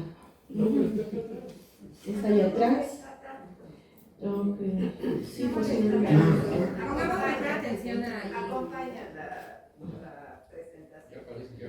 Ya se acabó. Bueno, por favor, vamos a hacer eso, de que ya que estamos aquí, pongámonos en modo avión o bajen totalmente el volumen si necesitan que entre algún mensaje que sea muy importante. Bueno, nada más para seguir con el comercial, te decía que sería muy interesante escuchar todas esas historias que pasan en arqueología con este tipo. Trabajamos con objetos de hace mucho tiempo, con restos, con maldiciones que a veces sí suceden y pasan y que a veces pues no se cuentan porque no son académicas. Entonces, este programa de Sombras y Susurros lo pueden buscar en YouTube, ha sido de los más exitosos de Lina. El libro se agotó inmediatamente, está editado en España y no se encuentra. Ya hay tres volúmenes de Sombras y Susurros y la verdad ha sido muy exitoso porque a la gente le interesa este tema del más allá. Yo les podría platicar las 3 historias, pero será para otra ocasión que con más calmita. Creo que no nos daría tiempo porque son un poquito larguitas, pero otro día con más calmita y que Carmen organice con gente que escribió en esos libros. Hay historias de verdad bien interesantes de esto y si pueden leerlos, la verdad está interesante. Y hay hasta de personas de Sudamérica, o sea, ha escrito muchas personas de varios lados en ese libro. Pero bueno, continuamos. Es una editorial española, pero la verdad no me la sé. A lo mejor. A la diosa sencillamente, ahorita ya lo estuve buscando, nada más la diosa lunar, también se le conoce como la tejedora del tiempo, pero no tiene al momento un nombre identificado dentro de la cultura mochica.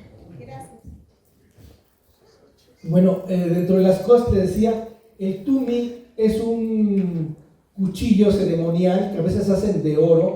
Hay una de las piezas más bonitas y demás símbolos de Perú, de Colombia, estos tumis tan bonitos de oro.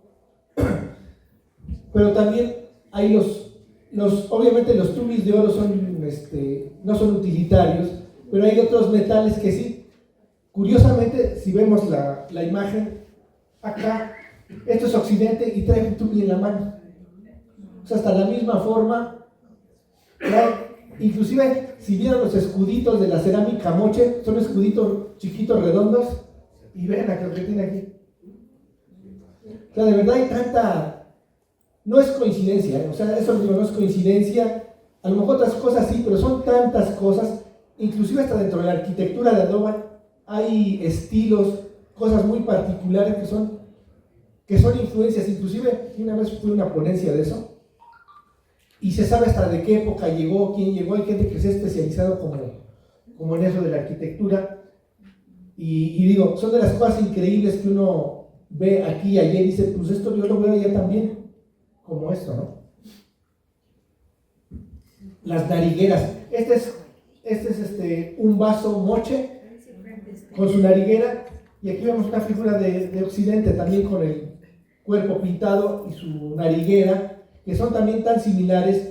Y en Teotihuacán también los grandes dignatarios tenían unas narigueras enormes que les tapan hasta la boca, de mariposa. Y estas son los vasos retrato, que representan a personajes, pero son tan fidedignos que haz de cuenta que estás viendo a las personas, son tan detallados que puedes hasta identificar enfermedades, cicatrices, qué tipo de pintura facial usaban, porque la pintura facial distinguía ciertos clanes, ciertos linajes, ciertas cosas particulares, cierto tipo de ceremonia, y se ve en estos vasos. Entonces, otras de las cosas que vemos iguales, herramientas de metales que usan allá y de las que usamos acá, que podemos ver en la sala de Occidente. O sea, de verdad, formas, estilos, cosas tan similares y sobre todo en Occidente.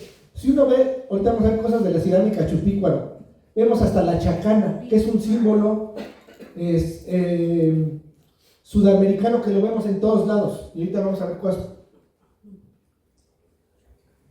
Pinzas, estas son de Occidente, estas son de Perú, entonces digo, muchas cosas, si las revolvemos, ni los expertos a veces van a poder ver cuál es cuál, de tan parecidas que son estos instrumentos. Esta cerámica es peruana, esta es de aquí, pero yo he visto de esta cerámica en México, no me acuerdo en dónde, pero la he visto también en México, en varias partes. Creo que en el norte, pero sí la he visto en varios lugares. Ahorita, cuando la quise buscar no recordé dónde, porque ya mi cabeza no da para mucho, pero sí. Sí, ¿verdad? Sí, yo creo que sí, por allá la he visto, pero así vemos, pero al menos el simbolismo de cuadritos es el mismo. Y este está... Sí, este es Chupícuaro, pero esta la he visto en México, digo, seguramente por Paquimé en algún lugar, pero esta cerámica, pero esta es peruana. Algo que caracteriza a la cerámica moche son las asas de estribo. Los guacorretratos todos tienen asa de estribo, y aquí desde el preclásico vemos estos botellones. Bueno, este es del preclásico en México, estos son de allá, pero digo, tan similares en Occidente también hay muchas cosas así, formas, que esta cosa tan particular como que es difícil que se le ocurra a dos personas, bueno, eso yo creo, y tan presente. Y aparte tiene una maestría para hacer este tipo de asas en la cerámica, o sea, es tan complicado, y muchas otras técnicas. Otra cosa que de verdad es de sorprender es lo idénticas que son las masas. De hecho, en Occidente se ve que el arma preferida, y se ve de las figurillas, son las masas. Las colecciones particulares están llenas de masas, que es el arma principal. Por eso, en Perú, usaban muchos como cascos, a veces de textiles con cosas adentro para proteger, y eran tan buenos para las trepanaciones. En Perú se encuentra gran cantidad de operaciones del cráneo, porque era lo primero que, con estas armas, lo primero que querías lesionar era la cabeza. Uno de estos te daba un estate quieto bien bonito, y a veces te daba quieto de verdad para siempre. Pero aquí vemos la gran variedad, pero digo, son tan parecidos, tan idénticas ciertas formas. Aquí, allá son casi todos de metal, pero aquí los encontramos también en piedra, tan parecidos que, digo, no puede ser coincidencia tanta, el tipo de arma la forma tan parecida. Aquí seguimos viendo las masas, inclusive allá se encuentran con madera y aquí algunas de Occidente, pero esta forma que está en piedra y que podemos ver en muchas figurillas de Occidente, se parece mucho. Por ejemplo, casi estas podrían ser muy, muy parecidas. Digo, las revolvemos y se la podemos meter como un gol a alguien de Occidente o a alguien de Perú. Si vemos estos broches, allá por las prendas usaban mucho broches de muchos tipos, laminados de oro. Pues resulta que este es de Perú y este es de México, de Occidente. Entonces, digo, vemos tantas similitudes, tantas cosas que este fardo funerario con sus collares de espóndilus, y el espóndilus, digo, lo encontramos en todos lados. La coraza de Tula está hecha de espóndilus, o sea, muchas maravillas. Además, esa vestimenta de la coraza de Tula se parece a muchas cosas de allá también, que puede haber en muchos materiales. El laminado del oro de México, de allá. Lo que les decía de las palanganas o literas con las que llevan a los gobernantes, allá se han encontrado completitas, de madera, todo así, porque afortunadamente se preservan, y aquí es Occidente, aquí llevan al gobernante en su palangana. Entonces dices, wow, qué similitudes. Aquí tiene, este cráneo está impresionante porque tiene una incrustación de oro en una herida. Esta persona, esas operaciones no eran tan malas porque muchos se ve que siguieron vivos. Es más, algunos les practicaron varias. Y se ve que el hueso sanó y la persona estuvo viva, otros que muchas no resistieron la operación. Pero ese tipo de cosas da por tanto golpe en la cabeza con las armas que daban. Por eso en Perú se encuentran mucho. Y las cabezas trofeo, que son se encuentran momificadas, se ve así todo el cuero, así. Las usaban en los cinturones. Y eso también, las cabezas trofeo en México, en el juego de pelota, era lo principal, la cabeza trofeo, güey. Entonces, hay muchas. Esto, por ejemplo, es Chupícuaro y esto es de Perú. Entonces, ¿cuál es cuál? El símbolo de la chacana, encontrarlo, que aquí lo traigo. Le compré que es el mismo símbolo un poquito que el quincunce, ¿eh? Tiene que ver con el plano terrestre, los 4 rumbos del universo y también conecta hacia arriba. Pero es exactamente lo mismo que el quincunce, en algún sentido. Y en Chupícuaro no es tan presente el símbolo de la chacana. De hecho, hay un lugar que se llama La Huacana. Bueno, eso ya a lo mejor estoy alucinando mucho, pero de verdad hay cosas tan similares. Por ejemplo, estas cerámicas, el uso de estos rojos, ahorita vamos a ver otros huacos, como también es muy, muy común. Pero de verdad que pues, no se nota diferencia entre unos y otros. Otra vez cosas de Perú y de México con el símbolo de la chacana, que le digo también hay 2 símbolos en Perú que encuentras en casi todas las épocas y en todos los lugares. Uno es el de la chacana, esta cruz andina que le llaman también. Aquí lo vemos que aquí lo trae, aquí. Y la greca espiral escalonada. La greca espiral escalonada la encuentras en todos lados aquí en México, desde todas las épocas también. Es más, hasta en textiles modernos la encuentras. De hecho, aquí la pusieron, miren.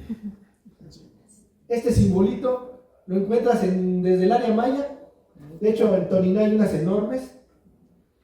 En los mixtecos hay un disco en todo, lo encuentras, pero también allá en Perú. ¿Te creas que como que estos símbolos, digo, también estos collares de la tumba 7 y de Perú? Digo, hay muchos muy parecidos.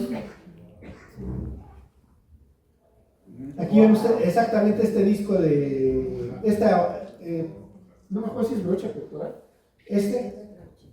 pero en turquesa y con la greca espiral escalonada. Y este moche también muy parecido, es turquesa y oro. El colibrí. En ninguna cultura del mundo, en ninguna van a encontrar colibríes más que en América, porque son América. Entonces, pero lo encuentran mucho en Perú y en México, y el simbolismo es muy parecido. Simbólicamente estas aves, y lo vemos, aquí estas son de México y estas son de Perú. Esta es una maravilla. ¿Cuál es de Perú? Estas son de Perú, estas son de México.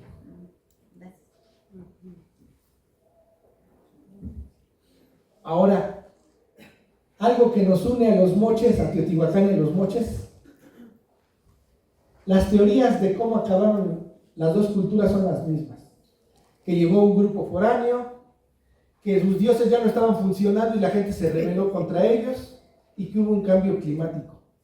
Y exactamente las 2 teorías, y es más, vayamos más lejos. Exactamente el mismo día, el mismo año terminaron las 2 culturas. Los moches y los teotihuacanos. Su declive empezó en el año 536. Ahí fue el máximo teotihuacano y de ahí los moches y Teotihuacán. No se acabaron ese día, pero ese día empezó, ese año les puedo decir que ese día empezó su declive de Teotihuacán. Y fue cayendo y no se recuperó. Pero ¿qué pasó en ese año? ¿Qué creen que haya pasado? Sequía. Bueno, les voy a platicar y lo pueden buscar en muchos lugares. De hecho, pasó en todo el mundo, Por eso te digo que hay que ampliar. Dicen que el peor año para vivir de la historia de la humanidad, el peor año, que ha habido muchos, fue el año 536. Porque fue un evento global. Encontramos a bizantinos que están hablando de todo lo que ocurrió, que se oscureció el cielo, que cambió el clima, empezó una pequeña edad de hielo En ese año, exactamente ese año, empezó una pequeña edad de hielo en todo el mundo. El sol se nubló durante 1 año y 8 meses completitos. Esto afectó a plantas, a cultivos. Se cree que entre el 15 y el 25% de la población del mundo se acabó por hambrunas, por pestes, que no duraron nada más esos años, sino se siguieron unos añitos más. De hecho, fue debido a una erupción de un volcán en Islandia. Entonces, a veces queremos ver el colapso en Teotihuacán y buscamos ahí entre las piedritas, pues resulta que tenemos que ir a buscar hasta Islandia, porque fue un fenómeno mundial.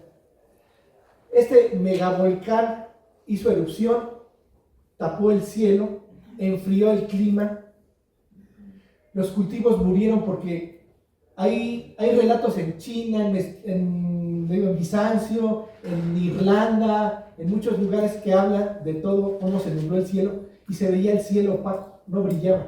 Ahorita si sale el sol está bien bonito, pues no, estaba todo nublado y eso afectó a los cultivos y afectó de 2 maneras. Aquí, como les decimos, vivían de los cultivos y del mar. Cambió la temperatura del mar.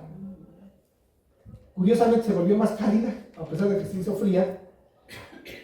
Las especies que había en el mar se ahuyentaron y los cultivos no se dieron. Llovió torrencialmente y esto causó que los moches pues perdieran una parte. O sea, ese año no se acabaron, ni unos añitos después, pero sí empezaron a perder población y sus centros se fueron despoblando y pasó lo mismo con Teotihuacán. Teotihuacán vemos muchísimas cosas importantes, lo mencionan en el área maya todo el tiempo, pero a partir de eso, inclusive Tikal perdió el apoyo de Teotihuacán y fue cuando Calakmul fue y la atacó y le partió su mandarín en gajos durante 5 años. Sí. Entonces hubo un hiatus en Tikal porque perdió ese apoyo y lo atacaron. Pero ¿cómo se movieron todas las fichas en el mundo? Digo, no se abandonaron las ciudades completamente, pero sí perdieron el papel y el poder que tenían y fue entonces cuando desató muchos otros fenómenos. Obviamente la agricultura le pegó a la gente, hubo hambrunas y la gente le reclamaba a los gobernantes: ¿por qué los dioses no le están mandando agua? ¿Por qué está este fenómeno? Ustedes no están cumpliendo su función. Entonces en Teotihuacán empezaron a quemar templos. Hay evidencia que fue más o menos en el 560, 570 cuando se quemaron templos en Teotihuacán. Te digo, las fechas pueden variar un poquito, pero digo, este fenómeno se extendió inclusive hasta 100 años después. O sea, no fue así de, nada más fue en el 536 se acabó, duró, digo, 100 años esta pequeña edad de hielo, y eso fue en lo que nos hermanamos con los moches, de que fue el principio del declive entre Teotihuacán y los moches. Se cree que duró 100 años. La primera explosión fuerte fue en el 536, duró 1 año y 8 meses, pero en el 540 hubo otras que todavía le echaron más leña al fuego. De hecho, hubo una epidemia fuertísima en la peste de Justiniano, le llaman, que también mató un montón de gente ahí en Bizancio, y etcétera, etcétera. Pero aquí acabaríamos con el señor Zipán y pasaríamos por la... Alex, por favor, pues cambias la presentación a la de la dama de Cao, por favor.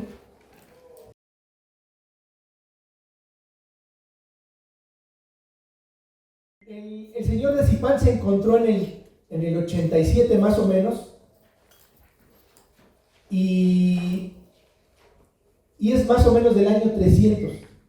La señora de Cao es del año 400 y cachito, y es de otra huaca, que es la que vamos a... Aquí vamos, bueno, aquí era un poquito la introducción de la cultura moche, pero pues ya lo vimos un poquito, entonces... Y aquí están los valles que les decía de los moches. Vienen los ríos, forman valles muy pegados a la costa, a pesar de que es sequísimo el clima. Digo, uno si va ahorita diría, la gente no podría vivir ahí, pero ya les expliqué por qué sí podían, porque tenían la agricultura en estos valles que, como bajan con sedimentos, lo bueno es que trae mucho fertilizante, y el guano y otras técnicas hacían que fueran muy productivos. Entonces, es muy pegado a la costa, subía la corriente de Humboldt, entonces eso les daba los dos potenciales. Aquí vemos algunos complejos de las huacas, tienen diferentes nombres, supuestamente, bueno, hay tumbas, Y aquí vemos algunas etapas constructivas. Aquí vemos, por ejemplo, en las procesiones de esclavos. Estas paredes obviamente estaban revestidas con estos recubrimientos que solo en las etapas más tempranas o previas que fueron sepultadas es donde las vemos, porque las tardías pues ya se erosionaron. Aquí fue donde se encontró la señora de Cao, exactamente aquí. Pero vemos el complejo ceremonial, ahí sales como de un cuartito y hay una gran explanada, una gran plaza con estas pinturas. Y como una reconstrucción de cómo eran estas plataformas enormes, con sus diferentes recintos, espacios muy amplios para llevar ceremonias rituales, donde no asistía toda la gente. O sea, eran seleccionadas las personas que estaban en estos ceremoniales adentro de las... Eso también se dio porque hubo muchos saqueos en estos lugares y también les dieron pistas de cómo estaban. Aquí se ve cómo fueron los sarcófagos y los vestuarios de esta señora, muy parecidos a los otros. Unos piensan que era una sacerdotisa o una esposa de un gobernante o una gobernante directamente. O sea, son las tres hipótesis, pero obviamente era alguien de la realeza, muy importante, con símbolos de poder como su báculo, sus collares, sus tocados, muchas prendas, acompañantes.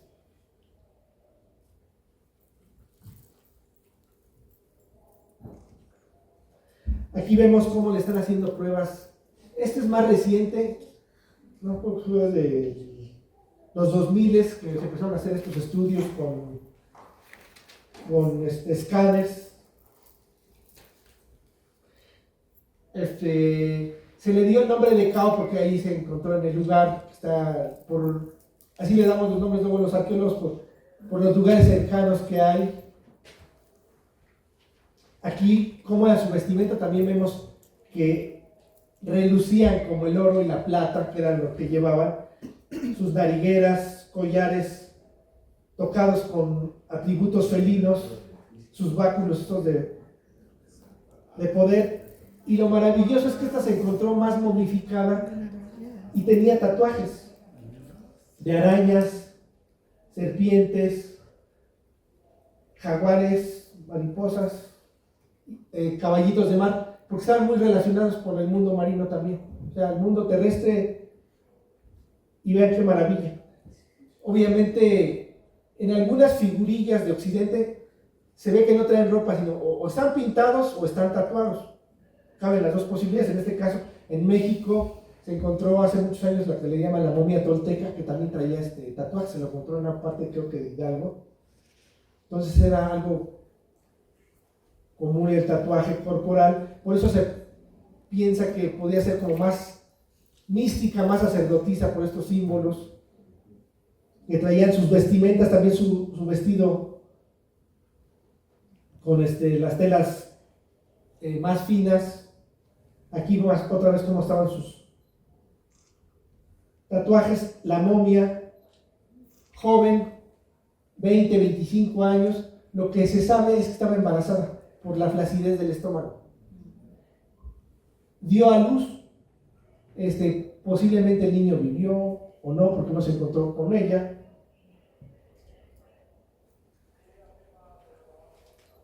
Como decía, del año 400, 150 años después del señor de Zipán,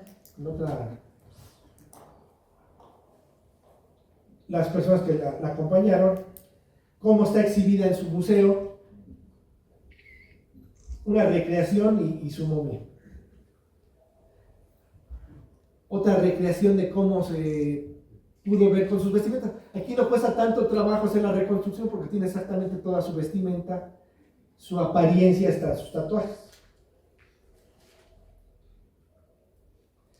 En el pueblo de Cao y todos los vecinos hacen procesiones, la llevan en sus esteras, como seguramente esta escena lo hubiéramos podido ver cuando ella estaba viva, ¿no?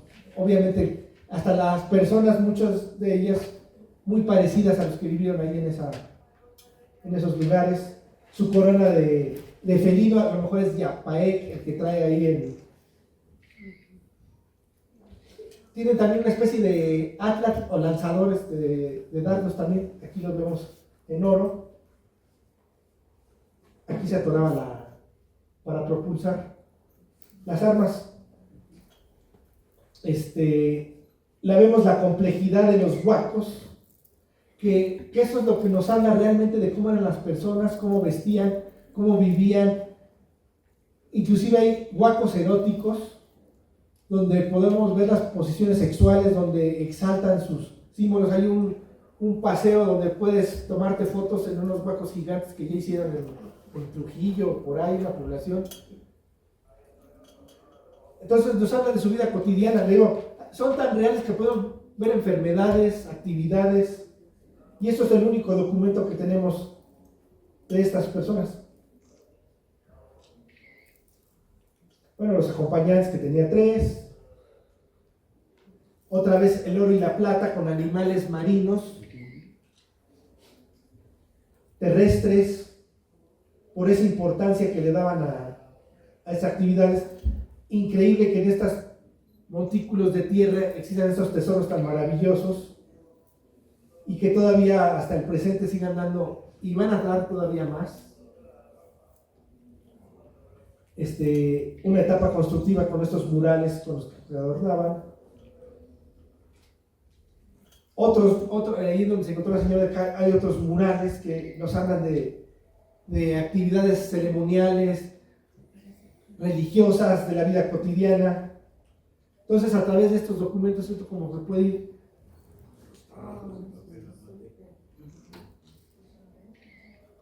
animales marinos, acuáticos. La araña está muy presente en ellos, no sé qué, le daban mucha importancia.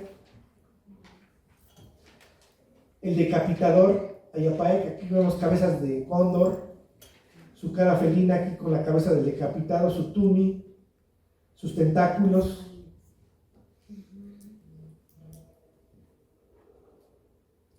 Los huacos retratos, vean qué maravilla. Parece que lo están observando, o sea, de verdad lo está observando la gente del pasado con sus símbolos. Estos son súper preciados, por eso están saqueados. El día de hoy están saqueando. No se ha podido. Los sitios son tan inmensos que no hay poder de policía o de gobierno que pueda con ellos, ¿verdad? Y son tan preciados. ¿Quién no le gustaría tener uno de estos en su casa? Digo, hay reproducciones que también te venden, pero no hay como un originalito, ¿no? La joyería.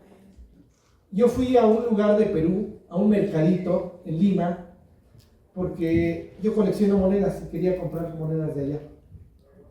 Pues a mí me vendían llamas y objetos todavía de oro y plata de que han saqueado de lugares. Y sin problemas, ¿eh? O sea, ya lo compras y no tienes problema. El problema es que te lo acepten acá o que pase como artesanía, pero sí es algo tan lucrativo, tan real, tan presente que no estamos hablando del pasado, estamos hablando todavía del presente, en todos lados, de cómo puedes encontrar estas piezas. Y digo que son maravillosas porque cada una es única y nos habla de escenas tan particulares.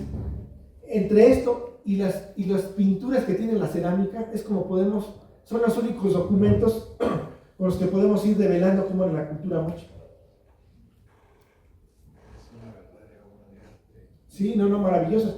Y digo, comparable con cualquier retrato griego, porque a veces los hacemos menos a los de acá, pues esos son... ¿Ya acabó?